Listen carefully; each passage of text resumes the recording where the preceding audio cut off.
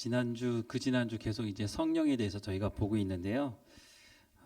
이제 성령이 왜 오셨는지 아시겠죠? 더 말씀드리지 않아도 집에 가셔서 요한복음의 그 말씀을 한번 꼭 읽어보세요. 예수님께서 요한복음 13장부터 예수님이 이제 그 마지막 저녁에 제자들의 발을 씻기시고 말씀을 시작을 하세요. 그 저녁에 이제 제자들에게 정말 주옥과 같은 그 유언이죠. 사실은 예수님 바로 돌아가시기 바로 전날에 말씀하신 것이니까, 물론 그 전에도 예수님께서 말씀하신 말씀들이 참 많은데 이제 하루 전이면 우리도 그렇잖아요. 내가 내일 죽는다는 걸 너무 분명히 알고 있다면 내 자녀들이나 정말 내가 사랑하는 사람들한테 어떤 말을 남기겠는가. 그 아까운 시간에 농담 따먹기 할 수가 없잖아요. 정말 중요한 말씀을 남길 텐데 그게 13장, 14장, 13, 14, 15, 16, 17장에 예수님이 기도가 있고, 그리고 이제 예수님께서 이제 잡히시고 그 과정들이 이제 뒤에 또 기록이 되어 있죠. 그 말씀 중에 성령에 대해서 5번이나 언급을 하고 계신다는 거 한번 다시 한번 읽어보시면 좋겠다는 생각을 합니다. 지난주에 은사에 대한, 직분에 대한 부분들을 좀 보다가 말았는데요. 오늘은 왜 성령께서 우리에게 직분을 주시나. 우리 이제 지금 우리 직분하면 서리 집사, 안수 집사, 권사, 장로 이런 걸 얘기하지만 그런 것과는 조금 다른 부분을 얘기하고 있거든요. 우리 각 사람에게 하나님께서 맡겨주신 것들이 있다는 거예요. 근데 왜 그것을 주셨느냐는 거예요. 그게 이제 은사와도 관련이 있어요. 가르치는 은사, 병 고치는 은사, 또 이 성경에 여러 은사가 있는데 이 은사 말고도 사실 우리 각 사람 가운데 달란트라는 것, 그것도 그렇게 연결해서 볼 수 있는데 달란트라는 것들을 주신 게 있거든요. 어떤 사람은요, 제가 이제 신학교에서 공부하다가 그런 사람을 봤어요. 왜 그 사람이 신학을 왜 하는지 나 잘 모르겠는데 사회생활을 하면서 돈을 벌다가 왔어요. 근데 이 사람이 무슨 이렇게 모임에서 얘기를 하다가 뭐라고 얘기했냐면, 자기는 딱 보면 돈이 어떻게 굴러가는지 흘러가는지 보인다는 거예요. 전 아무리 봐도 안 보이거든요. 근데 그 사람은 그게 보인대요. 그런 사람은 장사를 해야 되는 게 아닌가요? 네, 그런 생각이 들어요. 예전에 어떤 그 아이돌 가수가 신앙이 너무 좋아가지고 신학을 해야겠다고 얘기를 하니까 큰 교회 목사님이 그 교회 출석을 했나 봐요. 넌 신학하지 말라고, 넌 노래해야지 신학하지 말라고. 그래서 신학을 안 했는데, 어쨌든 하나님께서 각 사람 가운데 주는 재능들이 다 다른 것 같아요. 어떤 사람은 운전하기를 좋아하는 사람이 있고요. 어떤 사람은 다른 사람은 그걸 어떻게 만져, 그런 거 나 못해 이렇게 하는데 그냥 가가지고 탁 만져가지고 그냥 치우는 사람, 이런 사람이 있고 참 다양한 사람이 많은 것 같아요.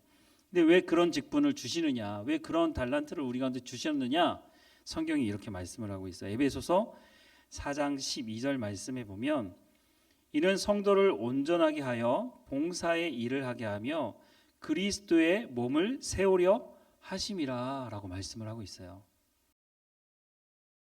제가 보기에는요, 어떤 사람도 그냥 태어났거나 그냥 버려져서 그냥 실수로 이제 삶을 살다 보면 우리 주변에 저희도 사실은 그럴 때가 있었잖아요. 하나님이 날 버리신 거 아니야? 그냥 우연히 잘못해서 내가 이렇게 태어난 거 아닌가? 사실 이렇게 생각하는 사람들이 의외로 참 많아요. 근데 뭐라고 말씀하고 있냐면, 한 사람도 다 예외 없이 하나님의 창조물이라고 말씀을 하고 있어요. 이런 비유 들어보셨나요? 손가락이 5개가 있잖아요, 그렇죠? 왜 5개를 만드는지 모르겠지만 하여튼 5개가 있어요. 이제 손가락이 자기들 자랑을 하는 거예요. 첫 번째 엄지 손가락이 뭐라고 자랑했을까요? 여러분 최고할 때 어떻게 하나요? 최고 이렇게 안 하죠. 근데 애들 어리잖아요. 어린 애들한테 최고라고 하면요, 이걸 못해요. 이게 이렇게 하고 다른 손가락으로 하는데, 일반적으로 최고할 때는 이렇게 하죠, 그렇죠? 최고, 1등이야 1등. 1등이야 이렇게 잘 안 해요, 그렇죠? 1등이야. 막 자랑을 하는 거예요, 엄지 손가락이. 야, 내가 얼마나 나 최고야. 그랬더니 그 말을 듣고 있던 두 번째 손가락이 뭐라고 했을까요? 야, 너 방향 지시할 때 어떻게 얘기해? 방향 지시할 때 어떻게 하죠? 저쪽으로 하세요 이렇게 안 하잖아요, 그렇죠? 방향을 이렇게 지시하거든요. 저쪽으로 가세요. 이렇게 가는 거예요. 이게 지시하는 손가락이에요. 우리가 이렇게 혹시 다른 손가락 사용하시는 분은 계시면 일반적으로 그렇다 이거죠. 예. 그랬더니 이제 세 번째 손가락이 딱 야 나보다 큰 손가락이 있으면 나와봐. 그렇죠? 일반적으로 가운데 손가락이 제일 크단 말이에요. 또 이거 잘못 사용하면 안 되죠, 그렇죠? 예, 이거 잘못하면 우리는 별로 관계 없는데 서양 사람이 이걸 또 욕으로 쓰네요. 네 번째 손가락이 뭐라고 했을까요? 네 번째 손가락. 야, 너 반지 어디다 껴? 결혼할 때 반지 어디다 끼냐? 이 네 번째 손가락에 끼거든요. 자기들끼리 막 서로 자랑하는 거예요, 막 해가지고. 근데 마지막 새끼 손가락이 자기도 할 말이 없잖아요. 나 뭐라 그러지? 여러분 새끼 손가락 자랑을 한번 해보세요. 새끼 손가락. 코딱지 팔 때 이렇게 쓰시나요? 언제 뭘로 자랑해요, 이 새끼 손가락이? 얘가 할 말이 없는 거예요. 그래서 얘가 마지막 한 마디 딱 했어요. 야, 니들 나 없으면 병신이야. 다 있어야 돼요. 5가지 손가락이 다 있어야 하나님 필요해서 주신 거예요. 이게 다. 우리 몸에도요. 제가 어렸을 때 중학교 때 학교를 가는데 어떤 저희 같은 반 친구가 학교를 안 가고 아빠하고 같이 병원을 가는 거예요. 멀쩡한데 야 너 어디 가냐 그랬더니 멀쩡한데 맹장 수술하러 간다는 거예요. 옛날에는 그랬던 것 같아요. 무슨 수술할 때 그냥 맹장은 필요 없는 거니까 떼놓으라고. 그런데요. 맹장이 없으면요. 여러분 이제 우리가 사는 시대에 우리 우주 여행 갈 수 있을지도 몰라요, 지금. 미국의 국가에서 우주 산업을 주관했잖아요. 근데 지금은 민간에서 우주선을 쏴가지고 지금 우주 정거장에 지금 사람을 보내놨거든요. 앞으로 이게 이제 활성화가 되면 우리가 비행기 타고 미국이나 캐나다 뭐 이렇게 아프리카 이렇게 여행 가듯이 우주에도 여행을 갈 길이 열릴 수 있다고요. 근데 맹장이 없으면요 우주 여행을 못 간다고 제가 들었거든요. 하나님께서 우리 몸에 필요 없는 것을 주신 게 없어요. 다 필요하니까 주신 거거든요. 교회 안에도 마찬가지예요. 야, 저 사람이 뭘 할 수 있겠어 이렇게 생각하는 그 사람도 교회 안에 몸을 이루는데 아주 중요한 역할을 하는 사람도 있다고요. 맹장이 있으면 아무 쓸모도 없는 것 같다고 옛날에는 수술 이렇게 할 때 그냥 같이 떼내버리고 그랬는데 그게 아니란 말이죠. 하나님께서 우리 각 사람 가운데 주시는 직분과 은사들이 있어요. 아무리 작아도. 근데 그것을 가지고 묵혀두고 지난주에 말씀드렸지만 한 달란트 가진 사람처럼 파묻어 두면 나중에 주인이 와서 뭐라고 얘기를 해요? 어우, 너 원금이라도 남겨줬으니 감사하다 이렇게 얘기하나요? 이 악하고 게으른 종이라고 얘기하잖아요. 하나님께서 그 각 사람에게 주신 것을 가지고 잘 사용해서 교회의 몸을 유익하게 하라고 말씀하시는데 그걸 나는 정말 이거 보잘것없는 거야. 그냥 이거 처박아 둬야지. 이러면 이제 우리가 그런 책망을 들을 수 있다는 겁니다. 왜 성령께서 직분을 주셨느냐? 그리스도의 몸을 세우기 위해서 주셨다고 말씀을 하고 있습니다. 자, 계속해서 보면요. 은사를 사용하는데 주의사항이 있어요.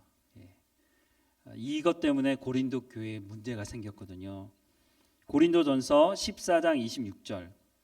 그런즉 형제들아 어찌할까 너희가 모일 때에 각각 찬송시도 있으며 가르치는 말씀도 있으며 계시도 있으며 방언도 있으며 통역함도 있나니 모든 것을 덕을 세우기 위해서 하라고요. 한 말씀을 더 읽고요. 14장 39절부터 40절. 그런즉 내 형제들아 예언하기를 사모하며 방언하기를 금하지 말라. 모든 것을 품위 있게 하고 질서 있게 하라고 말씀을 하고 있어요. 고린도 교회에 문제가 생겼는데요. 방언파하고 예언파가 서로 싸웠어요. 근데 심각하게 싸웠나 봐요. 바울 사도에게 이거 물었어요. 이 교회에서 방언한다고 시끄럽게 하는데 이 사람들 가만두면 안 된다. 예언 또 이쪽에서는 저 사람들 자꾸 이상한 얘기하는데 저 사람들도 가만두면 안 된다. 서로 싸운 것에 대해서 이제 답을 주는 거예요. 싸우지 말라는 거예요. 하나님께서 각각 사람에게 필요한 것을 주신 것이고 그것을 교회에 유익한 곳에 사용하도록 덕을 세우고 질서에 따라서 사용하라고 말씀을 하고 있어요. 아무리 좋은 은사가 있어도, 내가 병 고치는 은사가 있어도, 내가 예언하는 은사가 있고 내가 여러 가지 은사들을 가지고 있어도 그 은사는 질서에 따라서 사용하라고 말씀을 하고 있어요. 이제 교회에 나온 지 얼마 안 된 사람이 성령이 충만해서 이 사람이 방언 통역의 은사가 있든지 병 고치는 은사가 있게 됐어요. 그런다고 해가지고 그 사람이 사람들 다 모아놓고 자기 멋대로 막 이렇게 하는 것은 아니라는 거예요. 교회의 질서에 따라서 그것을 교회의 유익한 덕을 세우는 데 사용하라고 말하고 있어요. 우리 한국 교회 안에도 이것 때문에 문제가 생기고 이단이 생기고 했던 것을 우리가 알잖아요. 병 고치는 은사를 가지고 있는 사람이 나중에 어떻게 됐어요? 힘이 이런 뭐라고 해야 되나요? 하여튼 그 사람한테 몰려드는 사람이 많기 시작하니까 그 사람이 어떻게 했어요? 이단이 돼버리고 그렇게 돼버린 역사가 우리 한국 사회에도 있었잖아요. 그래서 은사를 사용할 때는 반드시 덕을 세우는 데 사용하라는 거예요. 방언하는 사람들은 방언 통역하기를 더 사모하라고 말하고 있죠. 왜냐하면 내가 하는 말을 내가 잘하지 못하니까 그것을 통역하는데, 그리고 통역하는 사람이 있을 때 같이 방언으로 기도하고 많은 사람들이 모여 있을 때는 방언으로 기도하는 것을 삼가하라고 말하고 있어요. 그런데 방언을 금하지는 말라고 말씀하고 있어요. 왜냐하면 이건 성령의 은사니까. 고의적으로 그렇게 하지 말고 어쨌든 교회의 유익을 위해서 사용하는 것이 어떤 것인지를 우리가 잘 알고 사용해야 된다는 거죠. 또 성령과 관련되어 있는 게 뭐냐면 우리가 잘 알고 있는 성령의 사랑, 희락, 화평, 오래 참음인가요? 사랑, 희락, 화평, 그러네. 오래 참음. 저보다 더 잘하시네. 오래 참음, 자비, 양선, 충성, 온유, 절제. 자, 이게 뭐와 연관이 있죠? 이 9가지가 뭐와 연관성이 있어요? 사랑, 희락, 화평, 오래 참음, 자비, 양성, 충성, 온유, 절제. 이게 뭐죠? 성령의 9가지 열매죠. 근데 이게 우리의 무엇과 관련이 있죠? 우리 성품하고 관련이 있어요. 이거를 따가지고 성품학교고 이렇게 또 하는 분도 계시던데, 어쨌든 그게 맞는지 안 맞는지 모르겠지만 어쨌든 우리 성품과 관련이 있어요. 근데 이것을요, 하나님께서 사람을 창조하시고 처음에 주신 것들이에요. 사람에게. 그런데 사람이 하나님 앞에 불순종함으로 말미암아 이게 훼손이 됐어요. 하나님과의 관계가 깨지면서 이 성품에도 문제가 생겼어요. 그래서 우리가 사랑할 수 있어요. 누군가 사랑해요. 근데 그 사랑이 하나님께서 우리 가운데 부어주신 사랑 그 원본이 아니고 그게 훼손이 돼가지고요, 온전한 사랑을 우리가 하질 못해요. 끼리끼리 모이죠. 너 내 말 들어 안 들어? 여기서 줄을 세워요. 자기끼리 모여요. 예수님 뭐라고 말씀하세요? 세리도 자기들끼리 사랑한다는 거예요. 근데 예수님께서 말씀하시는 사랑은 그런 게 아니죠. 더 훨씬 더 폭이 넓은 거예요. 하나님께서 처음 우리 가운데 주신 거예요. 근데 우리가 그렇게 막 하려고 하면 돼요, 안 돼요? 안 돼요, 안 돼. 왜냐하면 훼손됐기 때문에. 근데 그 훼손된 사랑을 온전히 회복하게 하시는 분이 누구예요? 성령이 그렇게 하시겠다는 거예요. 성령이 이 9가지 열매는 금할 수 있어요, 없어요? 성경에 뭐라고 말씀되어 있어요? 이 같은 것을 금지할 법이 없다는 거예요. 내가 예수 그리스도를 영접하고 성령의 충만함을 받고 내가 새 사람이 되면 성령께서 내 가운데 이 9가지 열매를 맺어가게 하시는데 이거는 금지할 법이 없다는 거예요. 그 말은 무슨 말이에요? 반드시 모든 그리스도인들에게 맺어질 수밖에 없는 열매라는 거예요. 금지할 법이 없는데 당연히 맺어져야 되잖아요. 그렇죠? 그러면 몇 년 정도 있으면 맺어질까요? 사과나무 심으면 몇 년 정도 기다려야 돼요? 한 3년, 4년, 5년?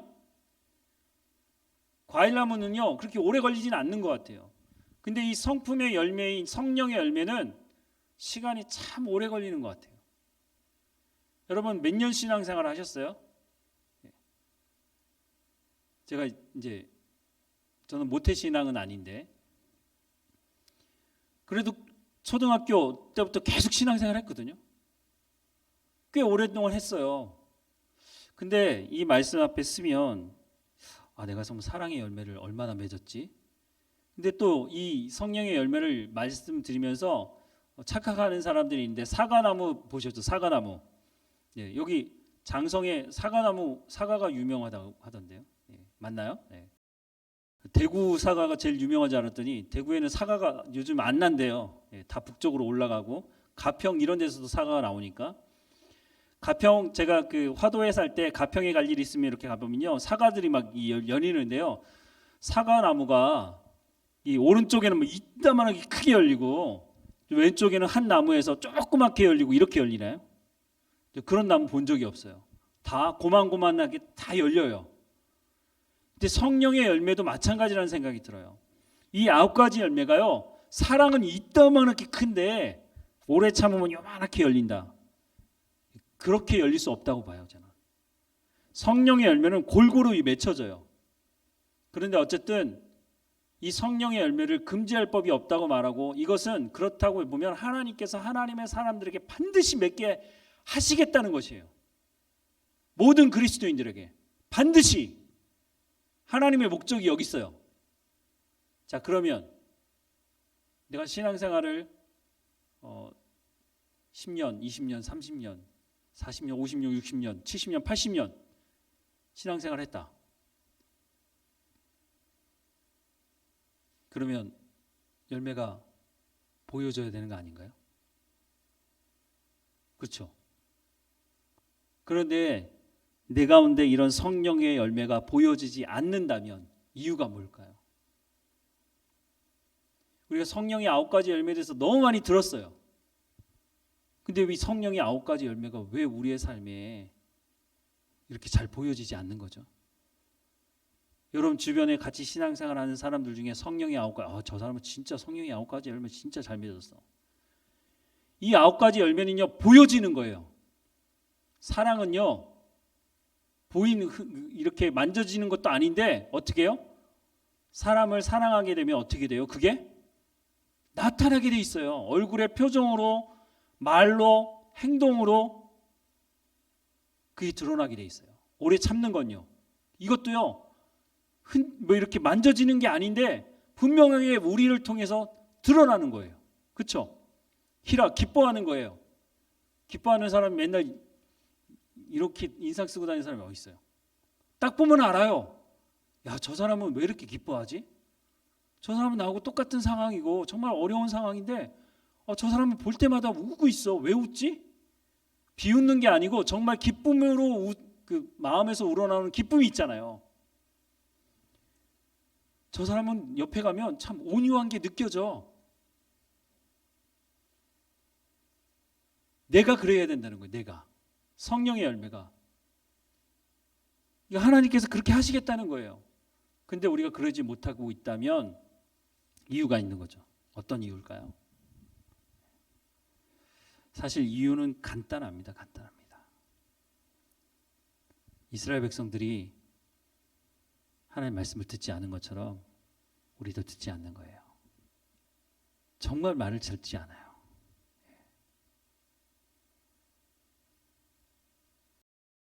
어떻게 해결할지 모르겠어요. 근데 다른 사람 얘기할 필요가 없어요. 저부터 봐도 참 오랜 시간 동안 말 지긋지긋하게 안 들었어요. 하나님께서 이렇게 하라고 말씀하셨는데 그거 아닙니다 하나님. 하나님이 지금 내 상황을 몰라서 그러는 거예요. 하나님 내가 필요할 때 하나님께 구할게요. 하나님 가만히 계세요. 결국 하면 되나요 안 되나요? 안 돼요. 결국은 하나님 앞에서 또 엎드려요. 시간이 너무 오래 걸려요. 우리가 창세기를 보아왔지만 창세기 야곱 보세요. 야곱 진짜 즐겨. 야곱의 나이를 계산해 보니까 야곱이 약 90세 될 때까지 하나님 말씀을 진짜 안 들어요. 하나님이 직접 보여주셨잖아요. 사닥다리 막 이렇게 그것도 보면서 하나님께서 거기서 직접 야곱에게 뭐라고 얘기해요? 내가 너를 지키겠다. 내가 모든 일이 끝나기 전까지는 널 떠나지 않는다. 약속의 말씀을 하셨잖아요. 근데 그 자리에서 야곱이 어떻게 하는지 아시죠? 잠이 깨가지고 야곱이 하는 행동, 하나님 좋습니다. 하나님 그렇게 해주시면 내가 11조도 하고 하나님께 잘할게요. 그리고 내가 이 단을 쌓았던 이곳이 하나님의 집, 하나님의 전이 될 수 있게 하겠습니다. 그렇게 말하죠. 야곱은 정말 대단한 사람이에요. 하나님이 그렇게 해주시겠다고 약속하는데 거기서 하나님하고 딜을 하고 있어요. 하나님 그렇게 하시겠다는데. 근데 그렇게 이후에도 계속 말을 안 들어요.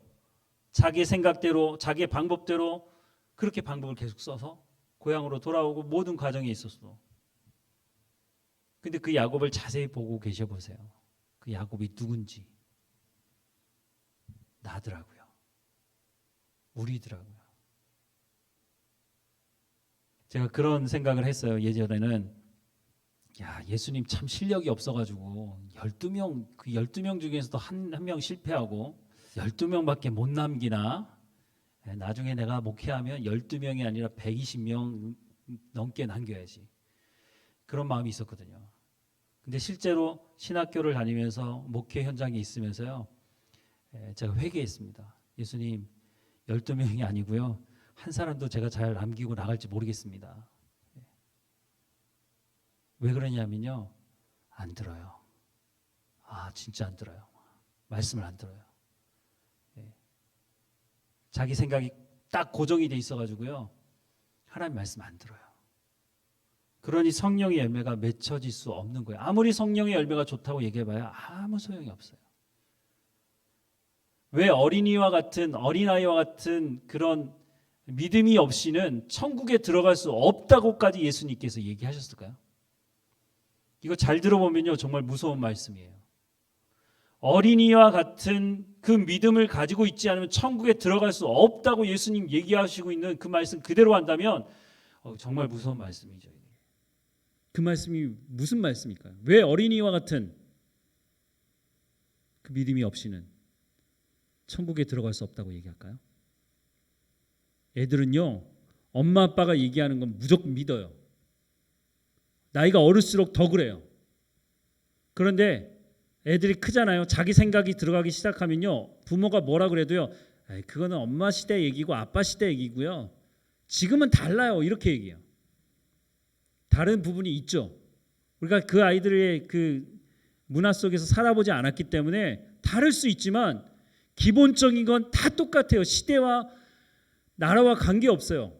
사람이란 존재 자체가 변하지 않기 때문에 먹는 거 좀 다르고 습관이 다르고 문화가 좀 다를 뿐이지 사람이란 존재 자체는 변하지 않거든요. 왜 예수님께서 어린아이와 같지 않으면 내가 결단코 천국에 들어갈 수 없다. 그 말이 무슨 말이에요? 하나님의 말씀을 100% 믿어야 성령의 열매가 맺어진다는 거예요. 다른 방법이 있다면 예수님께서 다른 방법을 얘기해 주셨을 거예요. 성경에 다른 길이 있다면 하나님께서 구약부터 시작해서 요한계시록이 끝나기 전까지 다른 길을 반드시 얘기하셨을 거예요. 근데 다른 길이 없다는 거예요. 왜 예수님께서 굳이 오셔서 어린아이와 같은 믿음을 얘기하셨을까요? 왜 이스라엘 백성들에게 끊임없이 하나님께서 듣고 지켜 행하라는 말씀을 왜 그렇게 반복하시면서 말씀하셨을까요? 다른 길은 없기 때문에 그래요. 하나님의 말씀을 온전히 믿고 그렇게 살아가라는 거예요. 그러면 그 다음은요, 하나님께서 책임지시겠다고 말씀하고 있는 거예요. 근데 그렇게 안 해요. 안 해.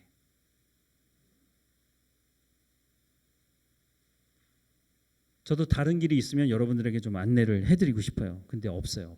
다른 길이 없어요. 성령의 9가지 열매를 맺고 싶으세요? 성령의 충만함을 받으시면 돼요. 성령의 이끌림 따라 삶을 살아가면 돼요. 내 생각과 내 고집과 내 방식으로 살아가는 것이 아니라 하나님의 방식으로 하나님을 기쁘게 하는 일이 무엇인지를 찾아서 그 일에 헌신해 보세요. 내가 하나님의 마음을 기쁘게 하는데 하나님께서 내 가운데 주시지 않을 것이 뭐가 있겠어요? 내 자녀를 기를 때 보세요. 내 자녀가 나의 마음을 너무너무 기쁘게 하는 일들만 해. 그러면 내가 없어서 그렇지 있는 것이 있다면 어떻게 해서든지 그 아이에게 더 좋은 것을 채워주고 싶어 할 거예요. 안 그래도 자녀를 잘 양육하려고 하는 그 부모의 마음이 있는데 그 부모의 마음을 너무너무 기쁘게 해. 매사에 말도 그렇고 행동도 그렇고 하고. 그러면 그 부모가 어떻게 하겠느냐는 거예요. 하나님도 똑같은 마음을 가지고 있다는 거예요. 나는 하나님을 너무너무 예배하고 싶어요. 나 하나님이 너무너무 찬양하고 싶어요.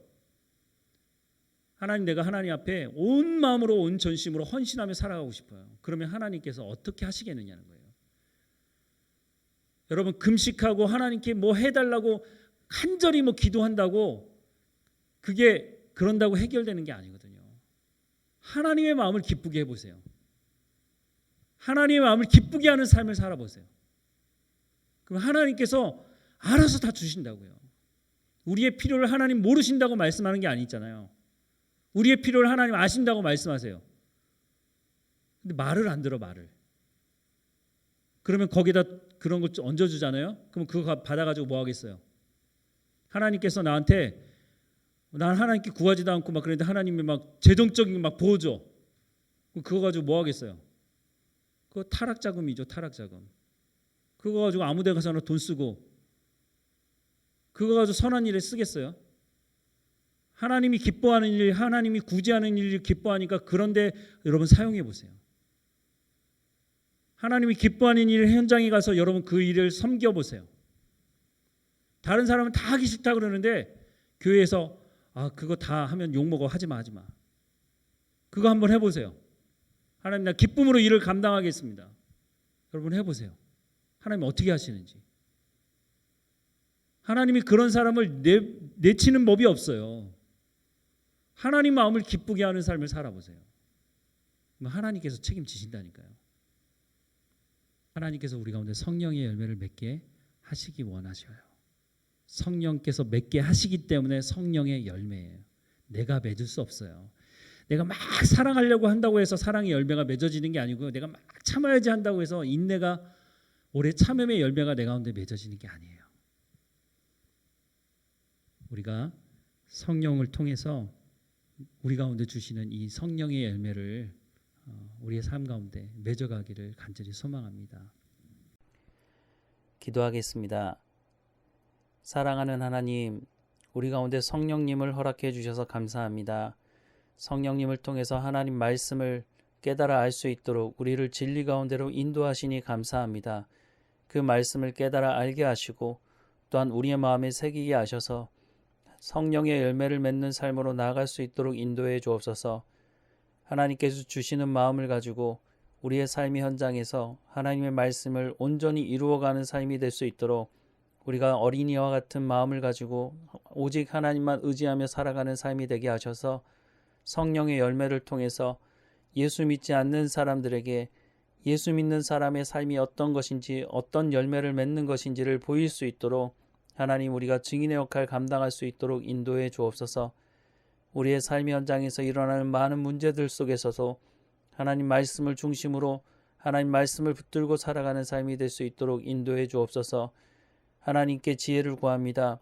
위에 있는 것을 찾으라고 말씀하셨사오니 그 위에 있는 것 하나님의 말씀으로 우리 가운데 채워주셔서 어디로 가야 할지 어떻게 문제를 해결해야 할지 알게 하시고 우리의 발걸음을 인도해 주옵소서. 오직 하나님의 말씀을 붙들고 살아가는 우리의 삶이 될 수 있도록 인도해 주옵소서. 성령의 열매가 풍성하게 맺어지게 하시고 하나님의 마음을 기쁘게 하는 삶이 될 수 있도록 인도해 주옵소서. 우리의 삶을 주관하고 인도하시는 하나님 감사하고 예수님의 이름으로 기도합니다. 아멘.